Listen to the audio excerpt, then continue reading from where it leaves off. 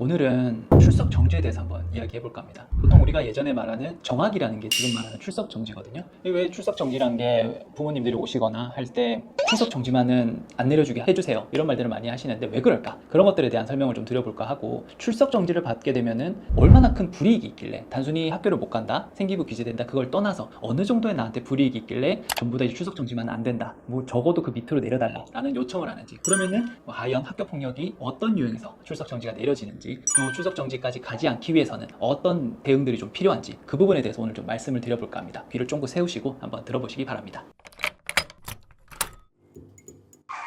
학교폭력 처분 중 출석 정지는 어느 정도 수준의 처벌이라고 생각하면 될까요?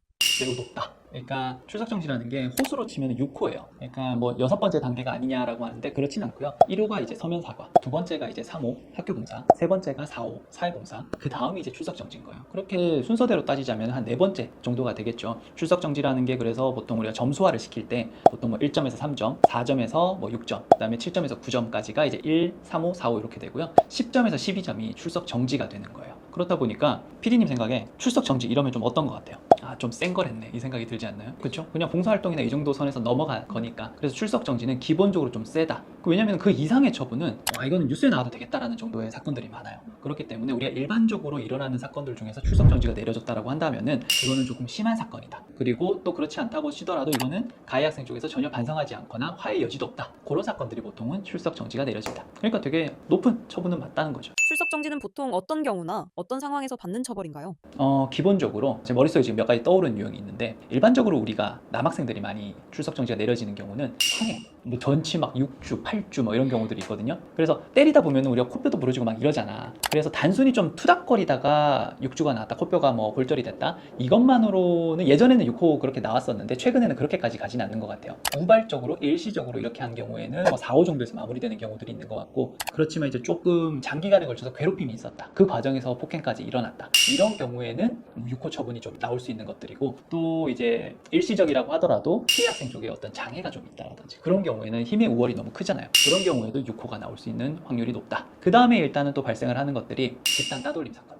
집단 따돌림에서 약간의 곁에 있는 친구들 있죠. 그 친구들은 6호까지는 잘 안 나옵니다. 그러면 그게 나오는 친구는 누구냐? 주도하는 친구들. 그 집단 따돌림에는 꼭 주도하는 친구가 몇 명이 있어요. 그러면은 거기서도 이제 순위를 이렇게 나뉠 수 있는 겁니다. 그러면 보통은 최선순위에서 뭐 따돌림을 하거나 이런 친구들은 6호가 나오기도 하고 7호 학급 교체가 나오기도 하고, 그런 친구들이 보통 그렇게 나오는 경우가 있죠. 마지막으로는 조금 가벼운 성범죄류, 추행이나 이런 것들이 조금 가볍게 일어났다, 그런 경우에는 출석 정지가 나오는 경우들이 있습니다. 근데 성범죄나 이런 류는 어느 정도 선만 넘어가 버리면 이거는 전학 처분이 나오는 경우가 상당히 많아요. 왜냐면은 보통 같은 학교잖아요, 그죠? 같은 학교에 있다 보니까 학급 교체든 출석 정지든 어때요? 같은 학교에 계속 남아있죠. 피해 학생 입장에서는 어때? 엄청 스트레스 받는단 말이에요. 그래서 보통은 그런 사건에서는 전학을 가게 만들고, 그러니까 가벼운 성범죄류에 있어서는 이제 6호 정도로 잘 막을 수 있다, 그렇게 생각을 하시면 됩니다. 출석 정지 기간은 최대 며칠까지 가능한가요?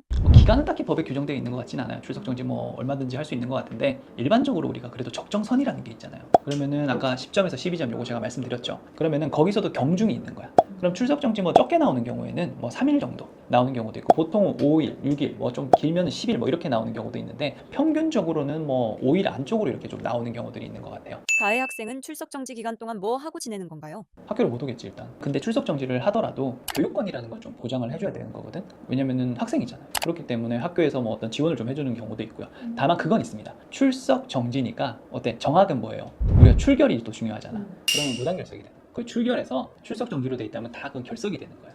그 문제가 또 발생을 합니다. 출석 정지 처분을 받은 학생들이나 부모님이 대응할 수 있는 방법이 있을까요? 대응이라는 거는 결국은 처분이 나오고 났다라면은 행정심판이나 행정소송밖에 없어요.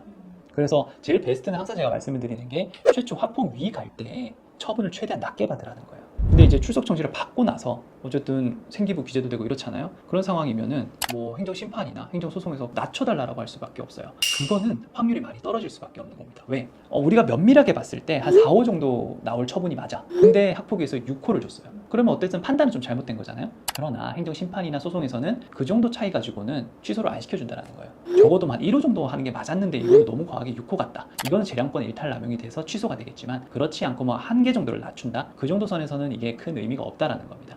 그렇기 때문에 행정심판이나 소송에서도 다툴 수는 있지만, 뭐 6호를 드라마틱하게 1호로 바꾸거나, 또는 그런 경우도 있습니다. 아예 학폭이 아닌 사안이 있을 수 있어요. 사실관계를 잘못 인정하거나, 사실관계를 인정하더라도 이건 학폭까지는 아닌데 학폭 위에서 마치 학교 폭력인 것처럼 판단한 경우는 있어요. 그런 경우에는 오히려 더 확률이 올라갈 수는 있습니다.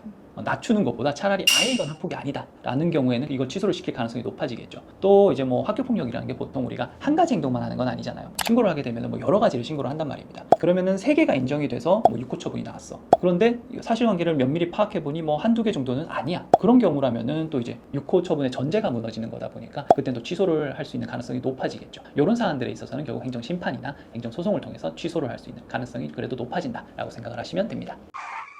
그래서 출석정지 아까 초반에 말씀을 드렸는데 이게 생기부 기재가 된다. 이건 똑같습니다. 4호나 6호나 똑같아요. 그런데 졸업을 하면서 이게 삭제가 안 되잖아요. 그러면 정말 큰 차이가 벌어져요. 4호 같은 경우에는 졸업일로부터 2년. 근데 출석정지는 졸업일로부터 4년이에요. 4년간 삭제가 안 돼. 그럼 어때? 뭐 2년 정도는 뭐 남학생 같은 경우에는 고등학교 졸업하고 군대를 갈 수도 있는 상황이고 뭐 그렇게 마무리를 할 수가 있는데 4년 같은 경우에는 이거 어떻게 해야 될지를 모르겠는 거예요. 요즘같이 이제 입시가 더더욱 생기부 이런 거 반영을 많이 하잖아요. 그러면은 내가 원하는 대학을 그냥 못 간다고 보시면 되는 거예요. 그런 너무나 큰 차이가 있기 때문에 초반 준비를 하시면서부터 출석 정지만 어떻게든 좀 막으셔야 돼요. 아시겠죠? 그래서 그런 것들을 최대한 준비를 하셔가지고 반성 정도나 뭐 화해 정도를 높이시던지 아니면 애초에 사실관계를 면밀하게 다투셔가지고 학교폭력이라는 부분을 최소화를 시키시던지 그런 식으로 좀 대응을 하셔야지 그냥 우리는 아니다 또는 뭐 우리 사과했는데 왜 그러냐 식의 어떻게 보면 아나무인적으로 이제 대응을 하시다가는 요만큼 처분받을 거를 뭐 출석 정지까지 가실 수도 있거든요. 그래서 이런 것들은 좀 피하시고 제가 예전에 올려드린 내용들 많을 겁니다. 그거 꼭 보시고 대응을 하시더라도 제대로 대응을